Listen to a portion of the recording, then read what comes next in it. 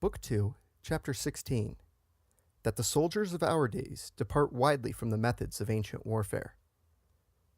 In all their wars with other nations, the most monumentous battle ever fought by the Romans was that which they fought with the Latins when Torquatus and Decius were consuls.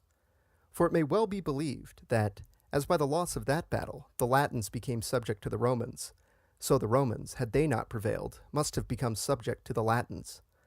And Titus Livius is of this opinion, since he represents the armies as exactly equal in every respect, in discipline and in valor, in numbers and in obstinacy, the only difference he draws being that of the two armies the Romans had the more capable commanders. We find, however, two circumstances occurring in the conduct of this battle, the like of which never happened before and seldom since, namely, that to give steadiness to the minds of their soldiers, and render them obedient to the word of command, and resolute to fight, one of the consuls put himself, and the other his son, to death. The equality which Titus Livius declares to have prevailed in these two armies arose from this, that having long served together, they used the same language, discipline, and arms, that in disposing their men for battle they followed the same system, and that the divisions and officers of their armies bore the same names. It was necessary, therefore, that as they were of equal strength and valor, something extraordinary should take place to render the courage of the one army more stubborn and unflinching than that of the other, it being on this stubbornness, as I have already said, that victory depends. For while this temper is maintained in the minds of the combatants, they will never turn their backs on their foe, and that it might endure longer in the minds of the Romans than of the Latins, partly chance, and partly the valor of the consuls caused it to fall out that Torquatus slew his son, and Decius died by his own hand. In pointing out this equality of strength, Titus Livius takes occasion to explain the whole system followed by the Romans in the ordering of their armies and in disposing them for battle. And as he has treated the subject at length, I need not go over the same ground, and shall touch only on what I judge in it most to deserve attention, but, being overlooked by all the captains of our times, has led to disorder in many armies and in many battles. From this passage of Titus Livius, then, we learn that the Roman army had three principal divisions, or battalions as we might now call them, of which they named the first Hastati, the second Principes, and the third Triarii, to each of which cavalry were attached.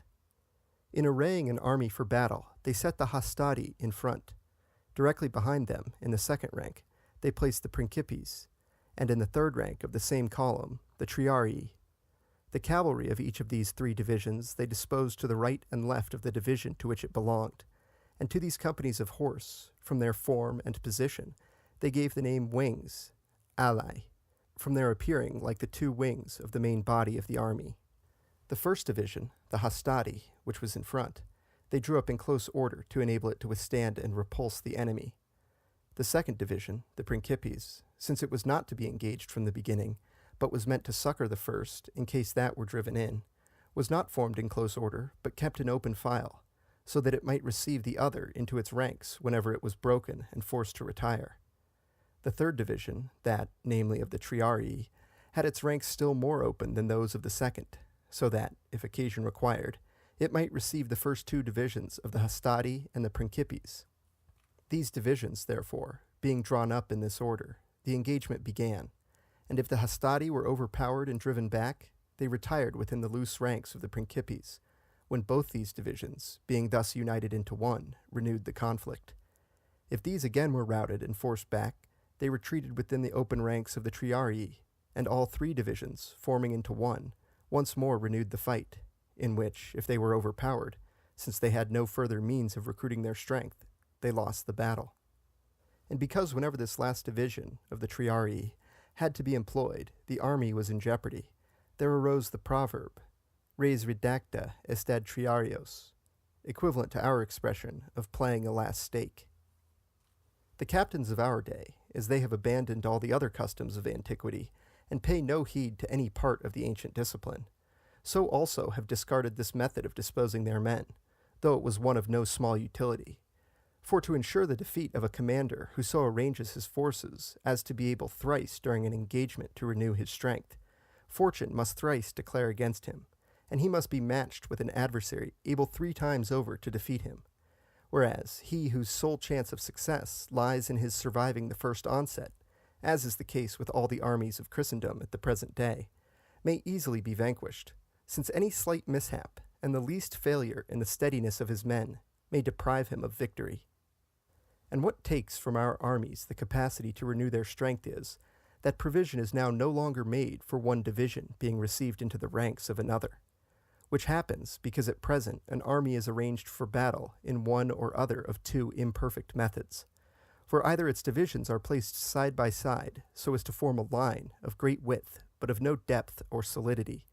or if, to strengthen it, it be drawn up in columns after the fashion of the Roman armies, should the front line be broken, no provision having been made for its being received by the second, it is thrown into complete disorder, and both divisions fall to pieces.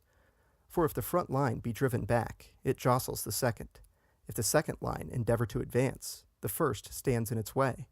and thus the first driving against the second, and the second against the third. Such confusion follows that often the most trifling accident will cause the ruin of an entire army.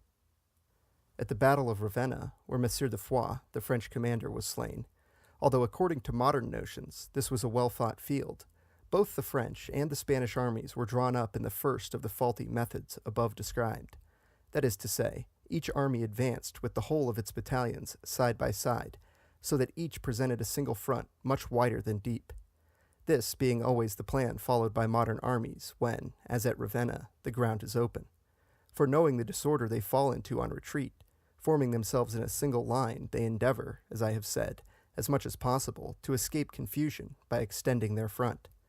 But where the ground confines them, they fall at once into the disorder spoken of, without an effort to prevent it. Troops traversing an enemy's country, whether to pillage or carry out any other operation of war, are liable to fall into the same disorder,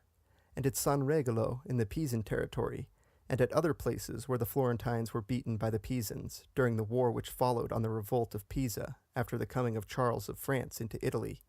our defeat was due to no other cause than the behavior of our own cavalry, who, being posted in front, and being repulsed by the enemy, fell back on the infantry, and threw them into confusion, whereupon the whole army took to flight. And Messer Ciriaco del Borgo, the veteran leader of the Florentine foot, has often declared in my presence that he had never been routed by any cavalry, save those who were fighting on his side,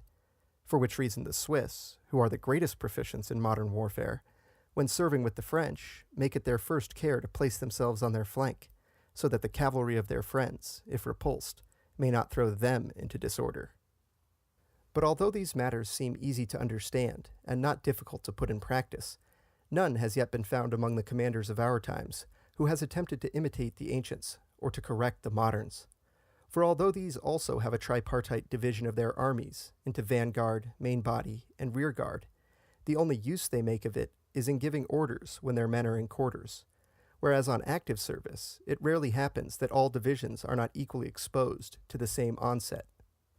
And because many, to excuse their ignorance, will have it that the destructive fire of artillery forbids our employing at the present day many of the tactics used by the ancients, I will discuss this question in the following chapter, and examine whether artillery does in fact prevent us from using the valiant methods of antiquity.